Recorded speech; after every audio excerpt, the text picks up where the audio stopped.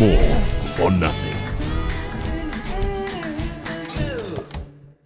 Big piece of news is just coming out around the R360. We've had a lot of very interesting sort of secretive things coming through from some unknown sources. Some intel. From intel, we've managed to get a lot of intel around it. And now the interesting part, I guess, guys, is that the financing is all in place and it's being funded centrally, as far as we know. So that it's a slightly different franchise model to the one that we had discussed. But essentially everything's in place. The dates are all done. The money's there, which is obviously always the necessarily the thing that holds things back. The players have signed the NDAs, and in the last moments, the unions have all now realizing, do we think that it's happening, have gone, shit, we better come out and say some things. And yeah, the unions have come out and said you cannot represent your country whilst being a member of the R360 brigade. Woo, what are we thinking? I mean, just to say, England, Ireland, Scotland, France, Italy, New Zealand, Australia, South Africa, making it clear on Tuesday, players who join the proposed new competition will be ineligible for international selection. I thought the window, the whole idea of the R360 was it was allowing players to play internationally. Yeah, but from the R360 perspective, yes, that's all good. Saying we're the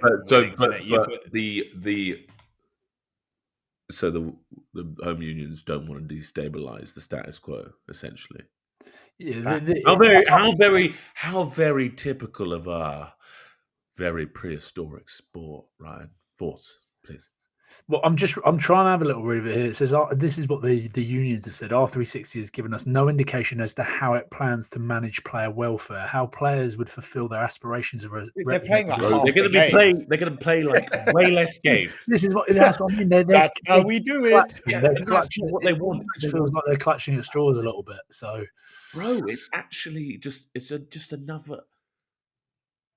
Because also, if we now tie this up with obviously the messaging to the players that we've been getting, we've apart from the league launch schedule, the launch day, all of that, there's a clear point around players are free to choose their country of residence, and there are no relocation obligations. So effectively, you're being told, because a lot of players, right, don't necessarily live. We've heard it with Tommy Dutoit. He is going back to South Africa despite huge contract offers from around the world because he wants to be near his family. This does kind of allow players to do exactly that and concentrate on where they want to live whilst continuing to have a job. So, thoughts? I think it just seems nefarious to me, actually. Don't like it. Don't like what? Well, it's just what the unions are doing. It's just the unions just boycotting it for the sake of it because it's new and different, and I don't understand why they have to get like so political about it. Yeah, they're like strong arming it. They're strong arming boys from not like max. Like one, they potentially they're going to make more money. Two, they're going to have less games. But then I guess it destabilizes the whole financial model. It is quite an infrastructural destabilization. But if you look perhaps rightly or wrongly or well or not, whether it's a good or a bad thing, Live Golf did a very similar thing.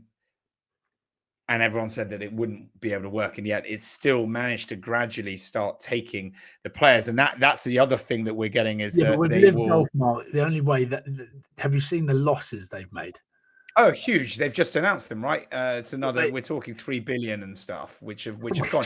But again, the financing is there for this one. So from that perspective, it's just whether they've got the commitment from the players, but the players are waiting for the rosters to be kind of finalized. So Max, from your perspective, the unions are not, they are doing too protectionist. They're sticking to what they know. They just want to stay conservative with it and keep the status quo. but That's is what. the That's how I foundation see it. perhaps of the entire.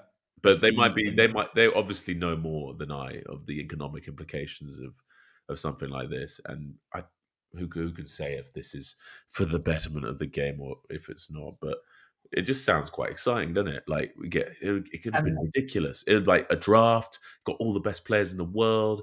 It just sounds fruity, and it's that something is rugby might need. where stuff like this excites me, and I'm like, why not? Let's do it. Let's just have a crack at it and see what happens. Let's see what happens. Just In so the you know wholesale, if this is a success, it just only grows the game. That's the whole idea of this league in the first place. It takes it to places. The thing is, I don't see how it can be a success. That's my only issue. How? But surely they said this, with Formula One years ago, where if you but they take it on a roadshow, people start to go. You make it an event. It's a thing that's about not even as much about the sport, and it's as much like about everything exactly around. Yeah. No one wants. I mean, having gone to the Grand Prix this weekend, it is a terrible watch live. Like Formula One sucks now live. Just sounds cool.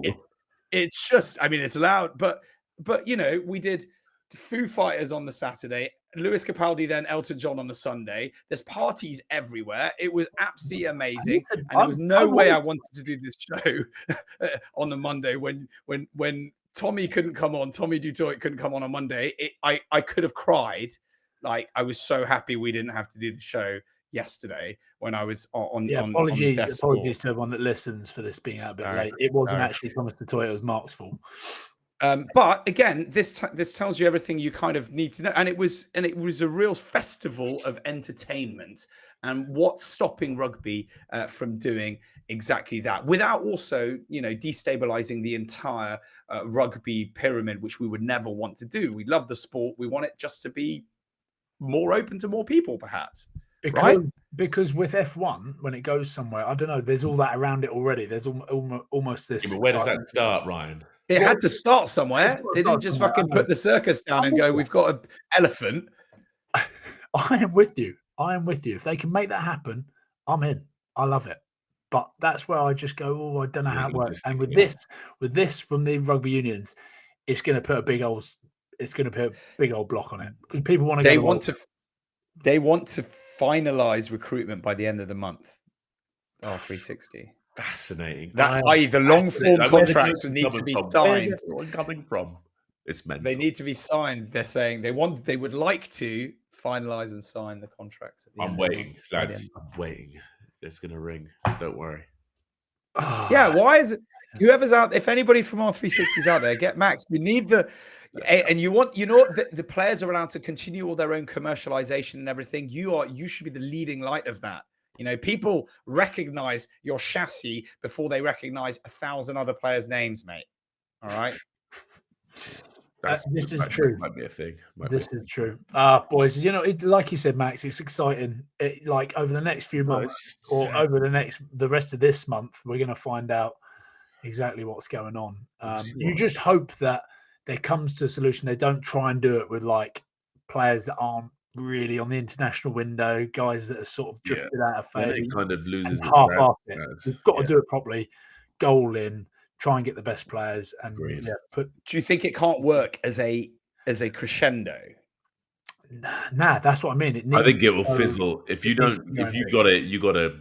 I think you got to go big, especially with the players early. I think that's quite an important element of but what if it just went round and whipped up every single player who currently can't really play for his country or isn't playing for his country for various reasons, and I can think of dozens off the top of my head, where if you go to those guys who are earning in other countries at those rates, who are, I'm just saying, Jack Willis has just been picked as the best player in France, and congratulations to him. What a boy. Well done. Very well deserved. He can't play for England. He's a marquee boy. How many of the players in Japan can't represent their countries or are being less thought of to represent their countries? I guess you could still do it. It would definitely lose some of its stardust, but I agree. Maybe that it can still be pulled off, but I think this will be a big impediment to successfully executing R360. Yeah, there we have it. more or nothing.